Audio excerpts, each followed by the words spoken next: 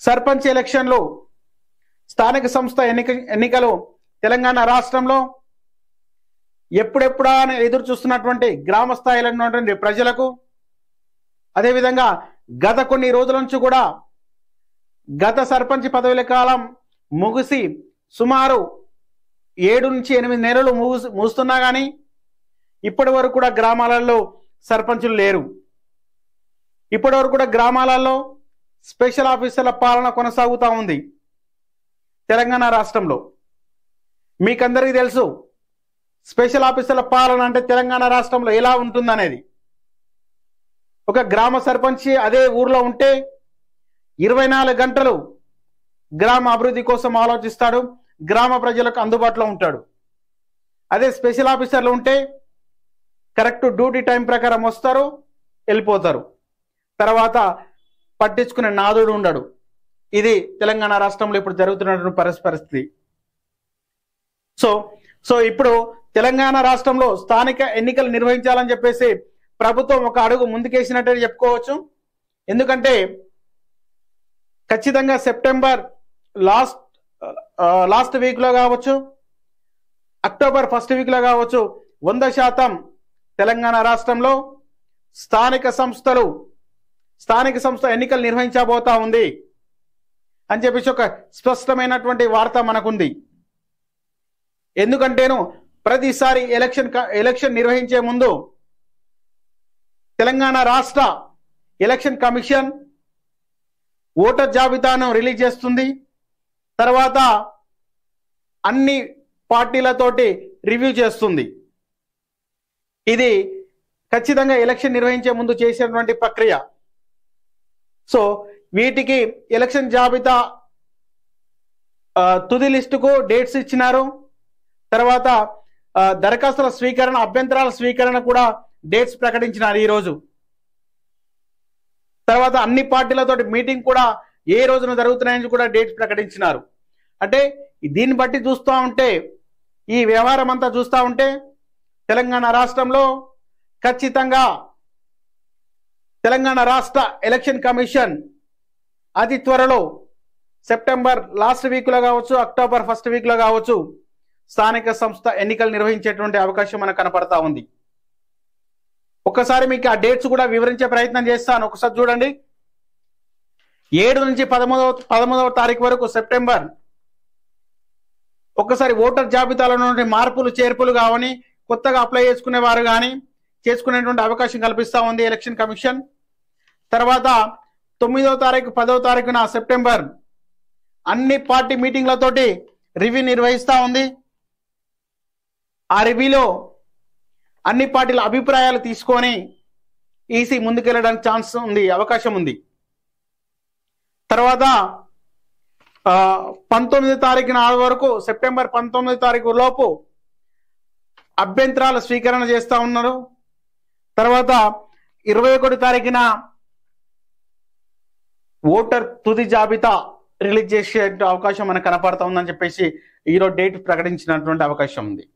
So ఈరోజు ఇప్పటి వరకు ఉన్నటువంటి తెలంగాణ రాష్ట్రంలో ఉన్నటువంటి ఓటర్ల సంఖ్య,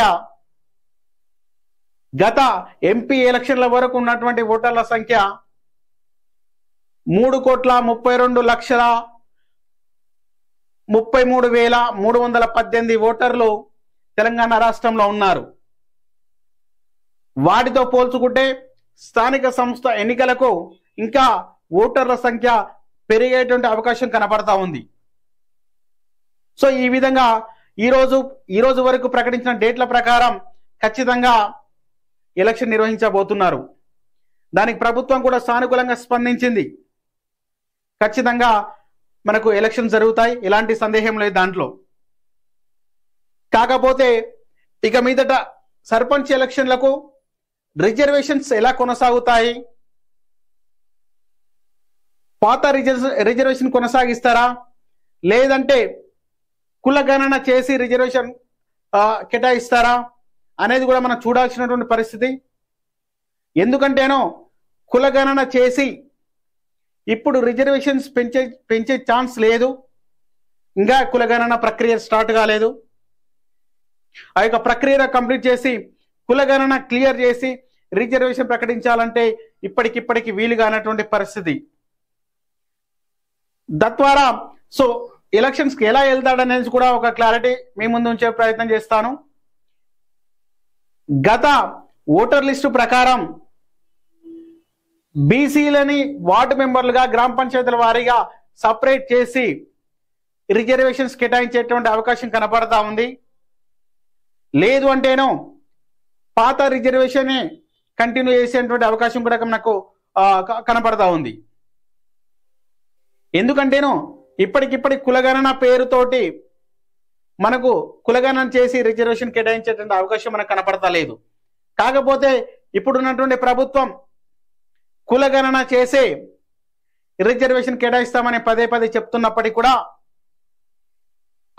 అట్లనే చెప్తూనే బీసీలకు ఖచ్చితమైనటువంటి హామీ ఇచ్చి ఈసారి సర్పంచ్ ఎలక్షన్లకు స్థానిక సంస్థ ఎన్నికలకు వెళ్ళేటువంటి అవకాశం కనపడతా ఉంది. ఎందుకంటే కులగణన చేయకుండా బీసీలకు రిజర్వేషన్ పెంచకుండా సర్పంచ్ ఎలక్షన్లకు స్థానిక సంస్థ ఎన్నికలకు నోటిఫికేషన్ రిలీజ్ చేస్తే ఈ యొక్క ప్రభుత్వానికి తీవ్రమైనటువంటి వ్యతిరేకత బీసీ సంఘాల నుండి బీసీ నాయకుల నుండి కూడా ప్రభుత్వానికి తీవ్రమైనటువంటి వ్యతిరేకత పడేటువంటి అవకాశం కనపడతా ఉంది స్పష్టంగా. కాబట్టి మనకు ఇప్పటికిప్పటికి డైరెక్ట్ గా చెప్పకుండా ఇండైరెక్ట్ గా కులగణన చేస్తామని చెప్పేసి బీసీల ఖచ్చితమైన హామీ ఇచ్చి బీసీ నాయకులని బీసీ లీడర్లని బీసీ సంఘాలని బుజ్జగించే ప్రయత్నంలోనే ప్రభుత్వం ఉండొచ్చు అని చెప్పేసి కూడా మనకున్నటువంటి స్పష్టమైన వార్త. ఈ విధంగా ప్రభుత్వం ఈసారి స్థానిక సంస్థ ఎన్నికలకు ముందుకెళ్ళొచ్చు. ఎందుకంటే ఈ నెల 31 తోటే బీసీ కమిషన్ చైర్మన్ పదవి కూడా ముగియబోతుంది. తద్వారా కొత్తగా ఎన్నుకోబోయే బీసీ కమిషన్ చైర్మన్ ఎవరై ఉంటారు? కొంతమంది ప్రముఖుల పేర్లు వినిపిస్తున్నాయి. మరి అది ఎంతవరకు అవునో కాదో కూడా మనకు ఇంకా క్లారిటీగా రానటువంటి పరిస్థితి. మరి యొక్క బీసీ కమిషన్ కొత్త చైర్మన్ వచ్చిన తర్వాత ఏ విధంగా ఉంటుంది, అతని యొక్క స్పందన అనేది కూడా చూడాల్సినటువంటి పరిస్థితి. ఇది ఈ విధంగా రిజర్వేషన్ల గురించి ఉంటే, తర్వాత ఈ యొక్క గవర్నమెంట్ ఈ యొక్క ప్రభుత్వం కొత్త గ్రామ పంచాయతీలను కూడా ఏర్పాటు చేసే కొన్ని కొత్త గ్రామ పంచాయతీలు ఏర్పాటు చేసే ఆలోచన కూడా ఉంది. వాటికి కూడా ఈ నోటిఫికేషన్తో పాటు ఎలక్షన్ కూడా నిర్వహించేటువంటి అవకాశం కనబడతా ఉంది. ఇప్పటికే సుమారు తెలంగాణ రాష్ట్రంలో 12,755 గ్రామ పంచాయతీలు ఉన్నటువంటి పరిస్థితి. ఇక మీద కూడా కొత్త గ్రామ పంచాయతీలు కూడా ఏర్పాటు చేసేటువంటి అవకాశం కూడా మనకు కనపడతా ఉంది. వాటికి కూడా ఈ నోటిఫికేషన్తో పాటే రిజర్వేషన్స్ కేటాయించి స్థానిక సంస్థ ఎలక్షన్ నిర్వహించేటువంటి అవకాశం మనకు స్పష్టంగా కనపడతా ఉంది. చూద్దాం మరి మన కొత్త గ్రామ పంచాయతీలు ఏర్పాటు చేస్తారా, లేదంటే ఉన్న వాటికే కొనసాగిస్తారా ఎన్నికలు అని చెప్పేసి కూడా చూడాల్సిన పరిస్థితి. ఇకపోతే ఎప్పుడు కూడా తెలంగాణ రాష్ట్ర ఎలక్షన్ కమిషన్ జిల్లాలో ఉన్నటువంటి అధికారులని అధికార యంత్రాంగాన్ని మొత్తం కూడా హైదరాబాద్ పిలిపించి రివ్యూ చేసేవారు, అక్కడ మీటింగ్ నిర్వహించేవారు. సో గతంలో జరిగినటువంటి పరిస్థితి అది. ఈసారి భిన్నంగా ఏ జిల్లాలో ఆ జిల్లాలో ఉన్నటువంటి అధికారులకు ఎలక్షన్ కమిషన్ రివ్యూ చేసి మీటింగ్ పెట్టి అక్కడ ఎలక్షన్ ఎలా నిర్వహించాలని చెప్పేసి ఒక మీటింగ్ నిర్వహించేటువంటి అధికారం కూడా అవకాశం కూడా ఉన్నట్టు మనకు కనపడతా ఉంది. అది కూడా ఈరోజు తీసుకున్నటువంటి నిర్ణయమే.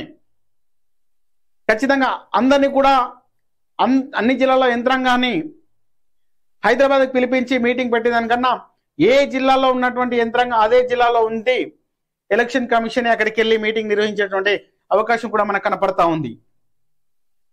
అంటే ఈ వ్యవహారం అంతా చూస్తూ ఉంటే ఖచ్చితంగా మనకు ఎన్నికలు రాబోతా ఉన్నాయి. ఇకపోతే మనకు ప్రధాన పార్టీలు అయినటువంటి తెలంగాణ రాష్ట్రంలో అధికారంలో ఉన్నటువంటి కాంగ్రెస్ పార్టీ, ప్రధాన ప్రతిపక్ష పార్టీ అయినటువంటి బీఆర్ఎస్ పార్టీ, అదేవిధంగా భారతీయ జనతా పార్టీ, ఈ మూడు ప్రధాన పార్టీలు కూడా స్థానిక సంస్థ ఎన్నికల్లో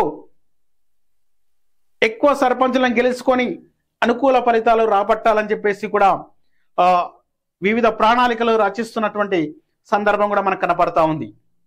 ఇప్పటికే అన్ని ప్రధాన పార్టీలు అయినటువంటి కాంగ్రెస్ పార్టీ కానీ, బీఆర్ఎస్ పార్టీ కానీ, బీజేపీ కానీ ఆయా పార్టీ లీడర్లతోటి, గ్రామస్థాయి కార్యకర్తలతోటి, గ్రామస్థాయి లీడర్లతోటి, గ్రామస్థాయిలలో కమిటీలను ఏర్పాటు చేసి స్థానిక సంస్థ ఎన్నికల గురించి అవగాహన కల్పించేటువంటి ప్రయత్నం చేస్తూ ఉన్నారు.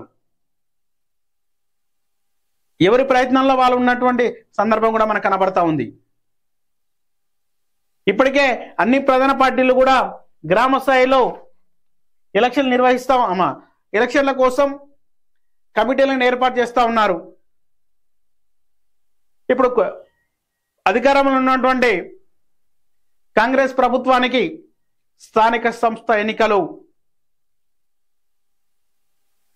ఒక సవాలనే చెప్పుకోవచ్చు. ఎందుకంటే గ్రామ స్థాయిలలో అధికారంలో ఉన్నటువంటి కాంగ్రెస్ పార్టీ అన్ని విధాలుగా ఇచ్చినటువంటి హామీలన్నీ కూడా గ్రామ స్థాయిలో నెరవేరారా? గ్రామ స్థాయిలో ఉన్న ప్రజలకు అందినాయా? గ్రామ స్థాయిలో వ్యతిరేకత ఏర్పడతా ఉంది. 2 లక్షల రుణమాఫీ అని చెప్పేసి 2 లక్షల రుణమాఫీ చేసినప్పటికి కూడా అది కొంతమందికి మాత్రమే రుణమాఫీ అయింది. ఇంకా చాలా వరకు కూడా ఆల్మోస్ట్ 50% మందికి ఇంకా రుణమాఫీ జరగలేదు.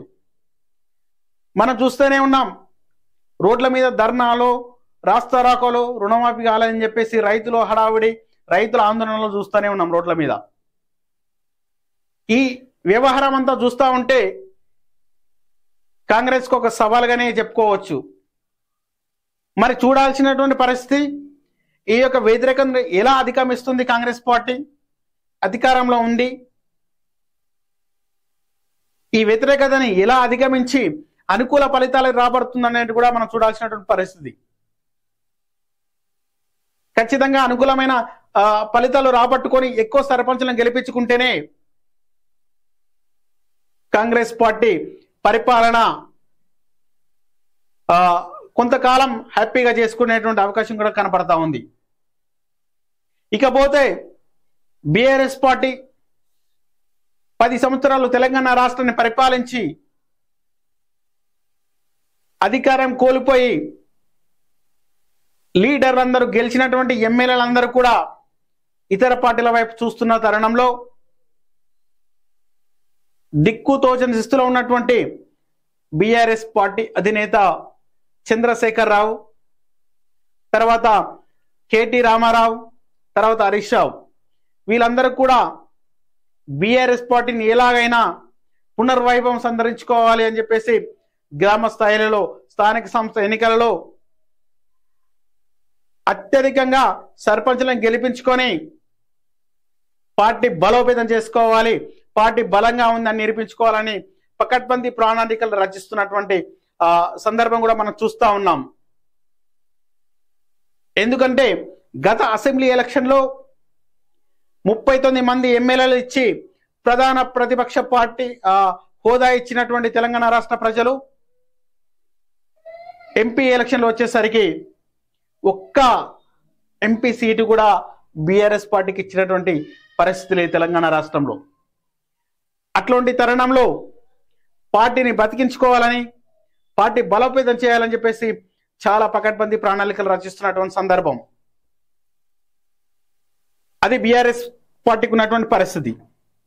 తర్వాత బీజేపీ పార్టీ గురించి వచ్చినట్టయితే ఒక్కసారి బీజేపీ పార్టీ కూడా గత అసెంబ్లీ ఎలక్షన్ల నుంచి కూడా బీఆర్ఎస్ పార్టీకి అధికారంలో ఉన్న బీఆర్ఎస్ పార్టీకి ప్రధాన ప్రతిపక్షం మేమే అని చెప్పేసి అధికారం వైపు దిశగా గట్టిగా ప్రచారం చేసినప్పటికీ కూడా తెలంగాణ రాష్ట్రంలో బీజేపీకి ఓటింగ్ శాతం పెరిగినప్పటికీ కూడా అధికారం రాలేకపోయింది. 8 మంది ఎమ్మెల్యేలకే పరిమితమైంది. తర్వాత వచ్చినటువంటి ఎంపీ ఎలక్షన్లో పార్టీ అమాంతం పుంజుకొని ప్రధాన ఇప్పుడు అధికారంలో ఉన్నటువంటి కాంగ్రెస్ పార్టీకి ధీటుగా 8 ఎంపీ సీట్లను గెలుచుకోవడం జరిగింది. ఇకపోతే గ్రామ స్థాయిలలో బీజేపీ పార్టీ బలోపేతం లేదు, బీజేపీ కార్యకర్తలు లేరు, బీజేపీ గ్రామ స్థాయిలలో చాలా వీక్గా ఉందని చెప్పేసి భావిస్తున్నటువంటి తరుణంలో స్థానిక సంస్థ ఎన్నికలను సద్వినియోగం చేసుకోవాలని చెప్పేసి కూడా అక్కడ ఉన్నటువంటి లీడర్లందరూ కూడా స్థానిక సంస్థ ఎన్నికల మీద ఫోకస్ పెట్టి, అక్కడ ఉన్న కార్యకర్తల మీద ఫోకస్ పెట్టి ఆ యొక్క ప్రణాళికలు రచించుకొని స్థానిక సంస్థ ఎన్నికల్లో పార్టీని బలోపేతం చేసుకొని అత్యధికంగా సర్పంచ్లు గెలిపించుకొని పార్టీ బలోపేతం చేసుకొని వచ్చే అసెంబ్లీ ఎలక్షన్ల వరకు కూడా పార్టీని గ్రామ స్థాయిలలో బలోపేతం చేసుకొని అధికారం చేపట్టే దిశగా ప్రణాళికలు రచిస్తూ ఉంది బీజేపీ పార్టీ. ఈ విధంగా 3 ప్రధాన పార్టీలు ఎవరికి వారు ప్రణాళికలు రచించుకొని స్థానిక సంస్థ మీద ఎన్నికల మీద ఫోకస్ పెట్టి మీటింగులు జరుపుతున్నటువంటి సందర్భం. ఇది ఇలా ఉంటే స్థానిక సంస్థ ఎన్నికల పోటీ చేసే యువకులకు ఒక అవగాహన కల్పించే ప్రయత్నం కూడా చేస్తాం. అసలు స్థానిక సంస్థ ఎన్నికలకు, సర్పంచ్ ఎన్నికలకు రాజకీయ నాయకులకు, రాజకీయ పార్టీలకు సంబంధం లేనటువంటి ఎన్నికలు. ఒక గ్రామ అభివృద్ధి కోసం, ఒక గ్రామాన్ని విజయపథంలో నడిపించడం కోసం గ్రామానికి ఒక ప్రథమ పౌరుడు అవసరం. కాబట్టి ఏ రాజకీయ పార్టీతో సంబంధం లేకుండా, ఏ రాజకీయ నాయకుడితో సంబంధం లేకుండా కేంద్ర రాష్ట్రాల నుంచి వచ్చేటటువంటి నిధులను ఉపయోగించుకొని గ్రామాన్ని అభివృద్ధి పథంలో నడిపించే నాయకుడు గ్రామానికి కావాలి. కానీ ఈ యొక్క ప్రధాన పార్టీల కుళ్ళు రాజకీయాల కోసం, స్వార్థ రాజకీయాల కోసం గ్రామ స్థాయిలో ఉన్నటువంటి గ్రామాలని డెవలప్మెంట్ చేసేటువంటి యువతకు అవకాశం ఇవ్వకుండా వాళ్ళ స్వార్థ రాజకీయాల కోసం వాళ్ళ డబ్బును ఖర్చు పెట్టే వ్యక్తికే, తర్వాత వాళ్ళ మోచేతి నీళ్లు తాగేటువంటి వ్యక్తికే సర్పంచ్లకు టికెట్లు ఇస్తున్నారు గ్రామ స్థాయిలలో వాళ్ళ స్వార్థ రాజకీయాల కోసం. ఒక్కసారి గ్రామంలో ఉన్నటువంటి యువత ఆలోచన చేయాలి. ఒక్కసారి గ్రామాలలో ఉన్నటువంటి ప్రజలు కూడా సర్పంచ్ ఎలక్షన్ల మీద అవగాహనతోటి ఆలోచన చేసుకోండి. ఇలాంటి తరుణంలో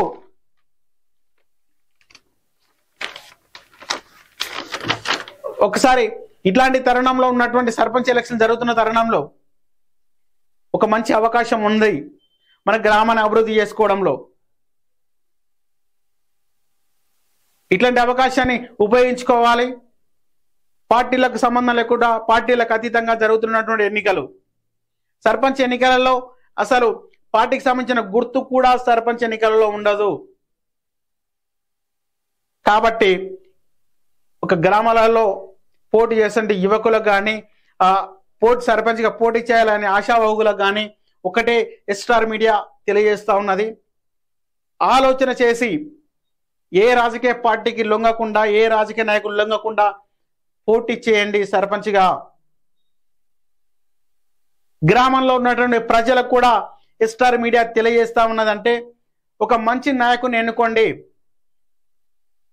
గ్రామాన్ని అభివృద్ధి పథంలో నడిపించేటువంటి వ్యక్తిని ఎన్నుకోండి, ఒక చదువుకున్న వ్యక్తిని ఎన్నుకోండి. అప్పుడు మన గ్రామం అభివృద్ధి చెందుతుంది. ఏ రాజకీయ నాయకుడు తలొగ్గాల్సిన అవసరం లేదు. కాబట్టి మీరు చూస్తూనే ఉండండి ఎస్టార్ మీడియా.